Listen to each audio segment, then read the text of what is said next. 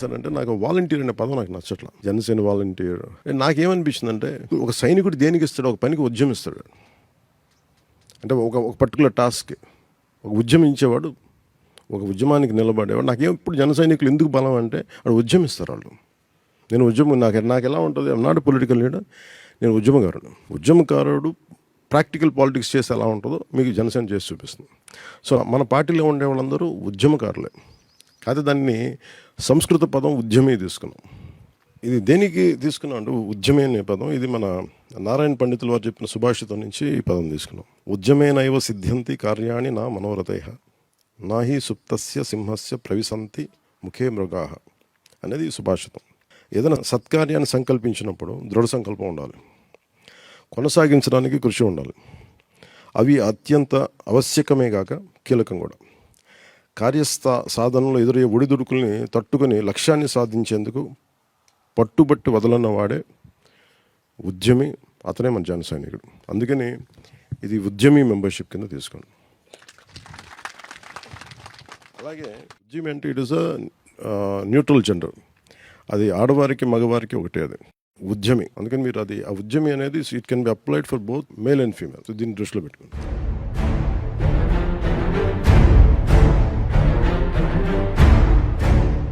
ఇంతమందిని కలపగలిగి మీరు చాలామంది చేశారు. ఒక్కొక్కరు 1000 మెంబర్షిప్లు, కొంతమంది 5000 మంది. ఒకసారి ఒక నాయకులు వచ్చేసి మేము చేసామంటే నాకు ఎవరైతే పని చేస్తారో నాకు వాళ్ళు తెలియట్లా, నేను వదిలేస్తున్నాను. సో నేను కనీసం దానికి ఎలా పెట్టాలి వీళ్ళకి అంటే సరిపోవట్లేదు. అంటే నాకేం చాలాసార్లు ఏమనిపించింది, మీకు కూడా ఇదే వినిపించుండాలి. చాలామంది యువత తాలూకు శక్తిని పట్టుకొని నాయకులుగా ఎదిగి వీళ్ళని వదిలేసి వీళ్ళని మా కింద చేశారు, అది వదిలేశారు అందరూ. నేను ఎప్పుడంటే లాస్ట్ మైల్కి వెళ్తాను నేను. సో నాకేమనిపించింది, అసలు ఇలా పనిచేసే వాళ్ళకి ఒక ప్రత్యేకమైన ఒక గుర్తింపు ఇస్తే తప్ప వాళ్ళు తెలియరు మనకని చెప్పి, అసలు పార్టీ స్ట్రక్చర్లో భాగంగా అని చెప్పి నేను వారికి సాధక్ అని పేరు పెట్టాను. అంటే ఒక సాధకుడు ఏంటంటే ఒక తపస్సంపన్నుడు అవ్వడానికి ముందు సాధకుడిగా మొదలు పెడతాడు. అంటే ఉన్నతమైన స్థాయికి వెళ్ళడానికి నువ్వు ముందు సాధకుడు అవ్వాలి. ఫస్ట్ నువ్వు ఉద్యమించాలి, ఉద్యమించిన తర్వాత నువ్వు సాధకుడు అవ్వాలి. అంటే గట్టి పరిస్థితులు నేను సాధించేది ఎడతా. సాధించిన తర్వాత నువ్వు ఒక స్థాయికి వెళ్ళిన తర్వాత అప్పుడు నువ్వు 3వ స్థాయి చెప్తాను, దానికి వెళ్ళిన తర్వాత అక్కడి నుంచి ఏమవుద్ది, నువ్వు కొట్లాడావు, నువ్వు ఉద్యమించావు, అలుపెరగకుండా కొట్లాడతావు. కొట్లాడిన తర్వాత నీకు ఒక వీటన్నిటిని దాటి ఇంకో స్థాయి ఉంటుంది. You like to give, that is called ప్రదాత.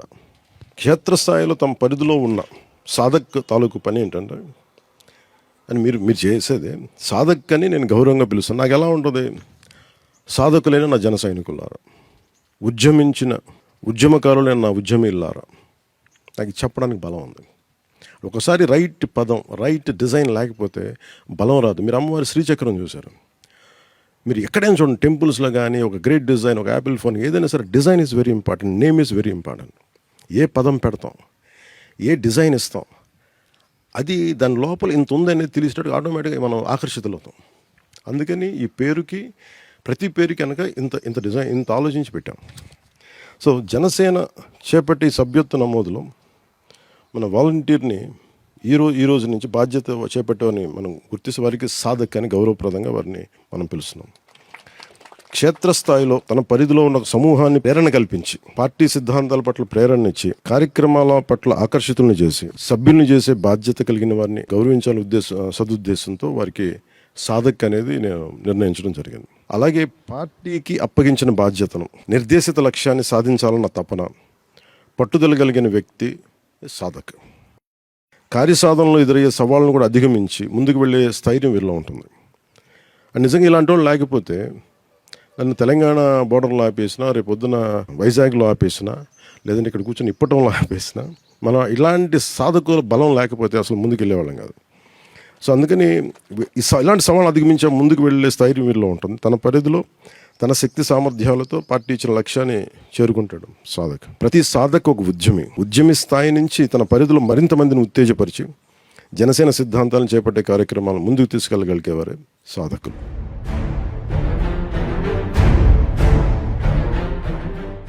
సో అలాగే ప్రదాత అనేది ఉంది. మీకేం చెప్పాను సార్, త్రిశూల్ ప్రోగ్రామ్ స్టార్ట్ చేస్తానని చెప్పి. సో సృష్టిలో ఏదైనా సరే మనకి మూడు ఉంటాయి. బైబిల్లో చెప్పుకోవాలంటే son, father and holy trinity. మన ఎన్ని త్రిగుణాత్మకాలు. మనకి రజో తమో గుణాలు. సో ఇవన్నీ అంటే ఫస్ట్ ఏముంటుంది, లేమెన్గా అంటే మనం ఓన్లీ కోరిక తప్ప ఎలా పోరాటం చేయలేదు. కొంత అనుభవం వస్తుంది, ఆ తర్వాత కొంత అవగాహనతో జ్ఞానంతో ముందుకెళ్తాం. సో వీళ్ళకి చాలామంది మీరు చూస్తే నాకు చాలామంది సైలెంట్గా పనిచేసి వాళ్ళొక మనకు కనిపించే వాళ్ళు కాకుండా కనిపించిన వాళ్ళు 1000 ఓట్లు వేయించి నాకు వాళ్ళు ఎవరో తెలియకపోయినా విదేశాల నుంచి మారుమూల గ్రామాల నుంచి నేను వచ్చి 100 ఓట్లు వేయించాను, లేదంటే నేను పార్టీ కింద ఖర్చు పెట్టాను అండ్ నా పార్టీ సభ్యత్వం ఉంది. ఇవన్నీ నాకేమనిపించింది, వీళ్ళు ఎవరు గుర్తించరు అనిపించింది. నేను ఎంతమందిని డైరెక్ట్గా నాకు వచ్చి చెప్తారు, ఒకేసారి 1,00,000 మంది వస్తే నేను కలవలేను. ఇలాంటి మీటింగ్లు 10 పెడితే నేను ఇండివిజువల్ ఫస్ట్ మీటింగ్కి ఇచ్చినంత కనెక్షన్ సెకండ్ మీటింగ్ పల్స్ పడిపోతూ ఉంటాను. సో నేను అదేమనుకున్నానంటే మరి వాళ్ళకి ఎలా గుర్తింపు ఇవ్వాలి. సో నాకేమనిపించిందంటే పార్టీ అంటే అభిమానం, పార్టీ సిద్ధాంతాల పట్ల నమ్మకం, పార్టీ నాయకత్వం పట్ల అచంచలమైన విశ్వాసం, వారికి ఉన్న పరిమితులు కావచ్చు, లేదంటే కారణాలు అనేకం కావచ్చు, క్రియాశీలకంగా మన పార్టీలో ఉండొచ్చు, ఉండలేకపోవచ్చు, కానీ కనీసం పార్టీ పదవిని వాళ్ళు ఆశించకపోవచ్చు, కానీ వాళ్ళకి మన పార్టీ మీద అభిమానం ఉంటుంది, ఇష్టం ఉంటుంది. సో వారికిన్న మనకి అన్ని రకాల సహకారాలతో పాటు ఆర్థిక వనరులతో కూడా ఒకసారి పార్టీకి అండగా నిలుస్తారు.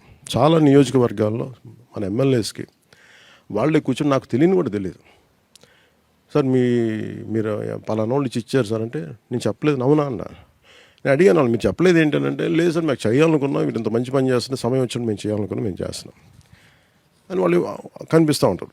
మరి వాళ్ళకి నేను ఎలాంటి గుర్తింపు ఇవ్వాలి, అలాగే పార్టీ సభ్యులకి తోడ్పాటు ఇవ్వాలనే సంకల్పంతో స్పందించి వాళ్ళు భరోసా ఇస్తారు. ఒకసారి ఏదైనా ఇన్సిడెంట్ జరగగానే ముందు నేను చెప్పకముందే వాళ్ళే కల్పించేస్తారు. ఉదాహరణకి మన తత్తెనపల్లికి వెళ్తే అబ్బాయి ఇప్పుడు రాడు, కనిపించడం.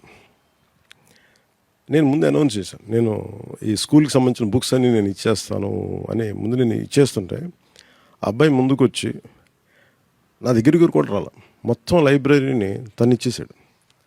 నేను ఒక మాట చెప్పి నేను ఇద్దామని నేను పెట్టుకుంటే నేను ఇచ్చానన్న పేరు నాకు వచ్చింది, కానీ యాక్చువల్గా ఇచ్చింది వాళ్ళు ఎవరు ఇచ్చినా ఇవ్వని నేను ఇచ్చేసాను, కానీ ఇచ్చింది మన చరణ్. మరి అబ్బాయిని ఏమనాలి, ప్రదాత అనాలి కదా అలాంటి వాడిని. అంటే చాలామంది అంటే ప్రభాత్ అనే ఇంగ్లీష్ పదం ఇంకా అర్థం ఏంటంటే బెనిఫాక్టర్ అనేవాడు ఏంటంటే హీఈస్ గివర్, అందరూ బాగుండాలని ఇచ్చేసాడు ముందు ఏం ఆశించకుండా. అలాంటి ప్రదాతలు చాలామంది ఉన్నారు. సో అలాంటి వారికి నైతిక మద్దతు సైతం జనసేనకి ప్రయోజనకరమని నేను బలంగా భావిస్తాను. అలాంటి వారికి కూడా పార్టీలో సముచిత గౌరవం ఇవ్వాలి సదుద్దేశంతో వారికి ప్రదాత అనే పేరుతో నేను గుర్తింపిస్తున్నాం. వారిచ్చే ఆర్థిక తోడ్పాటు కార్యక్రమాల నిర్వహణకు పార్టీ శ్రేణులకి మనందరికీ ప్రయోజనకం ఉంటాయి. పదవుల కోసం కాకుండా విశాలమైన దేశ ప్రయోజనాన్ని, రాష్ట్ర ప్రయోజనాన్ని, సమాజ క్షేమాన్ని ఆకాంక్షిస్తూ సహృదయంతో జనసేనకి అన్ని రకాలుగా తోడ్పాటునిచ్చే వారికి గౌరవప్రదంగా ఇచ్చే గుర్తింపు ప్రదాత. మెంబర్షిప్కి మొదటి మెంబర్షిప్ నేను తీసుకుంటాను. సో దానికి మా వాళ్ళు పుస్తకాలు లైబ్రరీలు ఇచ్చేస్తాను. నేను కనీసం 2 కోట్లతో జనసేన మెంబర్షిప్ తీసుకుంటాను. మనం 4 విడతలు చేసాం ఇప్పటివరకు. ప్రతి విడతలో కూడా కనీసం ₹1,00,00,000 ఇచ్చారు ప్రెసిడెంట్ గారు. సో ఈ రోజున 2 కోట్లు మన సభ్యత్వానికి జనసేన పార్టీ కోసం, అది గొప్ప కార్యక్రమం. నాకేమనిపిస్తుంది, ఇది మన ఇల్లు, మన కుటుంబంకి నడిపేవాడు వాడు ఇవ్వకపోతే ఎట్లా అనుకుంటాం. ఒకవేళ లేనప్పుడు పర్లేదు, పని చేద్దాం. సినిమాలు ఉన్నాయి, సంపాదిస్తున్నాం కదా.